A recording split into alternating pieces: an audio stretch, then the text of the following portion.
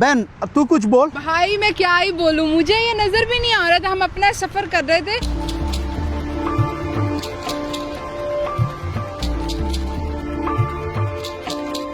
ভাই ভিডিওর ক্লিপে যে ওয়াটারফলসটা দেখতেছেন দেখে হয়তো বা মনে হইতে পারে এটা বান্দরবন না ভাই, এটা মেরিন ড্রাইভ।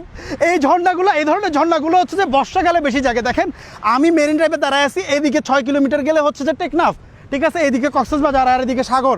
আর আমার পিছনে যে পাহাড়টা আছে এই পাহাড়টাকে মূলত যতটুকু যদি আমি ভুল না করি এটাকে হলিউড পাহাড় বলে থাকে। এক কথায় অসাধারণ। আমি এই যে ড্রোনের দেখেন, আমি ড্রোন কিন্তু নিয়ে গেছি প্রায় 2 কিলোমিটার দূরে এই পাহাড়টা নিয়ে গেছি। আমি আপনাদেরকে শর্টটা দেখাই ভাই, এক কথায় অসাধারণ অসাধারণ ভিউ ভাই। এই পাহাড়ে এত ওয়াটারফলস আছে ভিতরে, এটা তো এক্সপ্লোর করতেই হবে আমাকে খুব শীঘ্রই। এখানে স্থানীয় পোলাপাইন নিয়ে এটা এক্সপ্লোর করতে হবে ভাই। এখানে জানি অনেক কিছু ঘটে, বাট অসাধারণ ভাই। কিসের মেঘালয় কিসের কি ভাই, আমাদের কাছে কি কম আছে? অল্প পরিসরে আছে ভাই আমাদের যে ভিউ।